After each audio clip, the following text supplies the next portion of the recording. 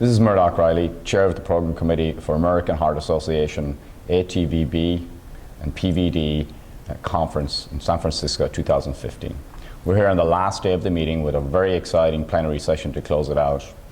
And we're going to talk a little bit about the successes of the meeting and the great science that we've had here. Kathryn, what did you think were some of the highlights of the meeting? I thought one of the most exciting parts of the meeting was to see the incorporation of new technologies into the science. And we had a fabulous talk yesterday from Kiran Musunuru, who's at Harvard, talking about the use of CRISPR-Cas9 and genome editing to study human mutations that cause disease. And what was great was this was followed by a boot camp on the use of CRISPR-Cas9 that scientists, both early career investigators and senior investigators attended so that they could incorporate these new technologies into their research. And we're capping it off today with a talk from Jennifer Doudna, who was one of the scientists that worked very early in this field and has really been a leader and pioneer in driving this area. Yeah, I actually thought that was a highlight also, and I think one of the things that struck me about it was with this technology, we're now talking about how to change the technology for therapeutic interventions and moving towards that attempt in human models and preclinical models. So this is an example of something which is basic science in translation towards the clinic, and it's really hot in that area, I think. Mike, what did you think from your perspective were some of the highlights on the vascular medicine side and overall in the meeting?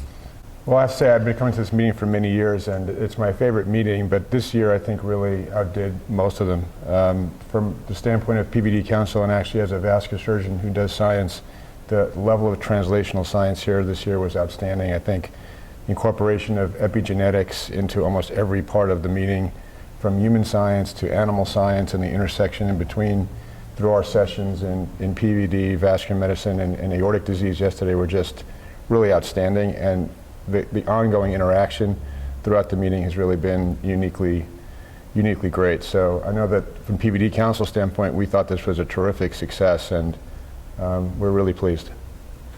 Yeah, I thought the translational sessions were a great success in integrating scientists from the clinical and vascular medicine domain with some basic science as well, and it seeded a conversation that I don't think was taking place in other years.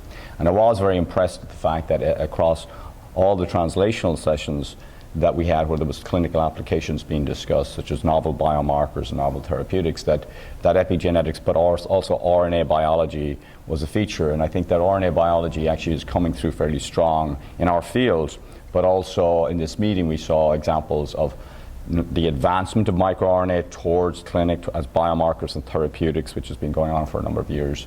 But the new stuff we heard this year was about RNA editing, which is a very specific molecular process which may give us a knowledge of landscape biology that we didn't previously understand very well in regulation of protein function, and may have therapeutic applications. And then there was a lot of work, including Kathryn's work, Kathryn's group's work on long intergenic non-coding RNA and their function and potential for translation. And I was very impressed with some of the advances in alternative splicing that we saw, some of the sessions, some of the discussions and presentations that suggest that we'll be thinking about these in terms of specific mechanisms that regulate our disease areas and possibly will be suitable for interventions towards the clinic as well. So I think there was a number of areas that were very cutting edge, and I do really like the fact that we're finishing up with a CRISPR-Cas expert who will kind of educate us as we leave today.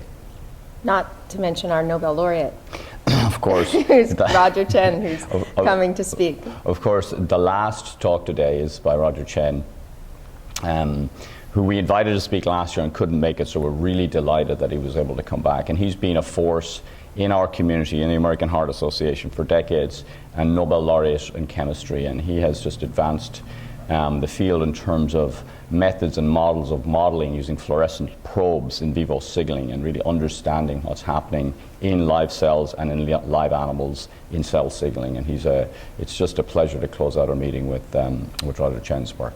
So when do we start planning for next year? Tomorrow? I think we start planning probably in the next few weeks for next year. Next year's Program Committee will be led by Phil Sow, and we'll have active involvement again with the Peripheral Vascular Disease Council and the FGTB, Functional Genomics Council. The meeting will be on in Nashville 2016, or usually in early May, I think, again.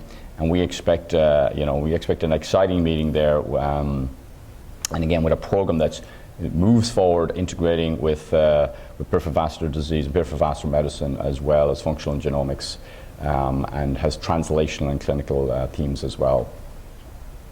So we're looking forward to that.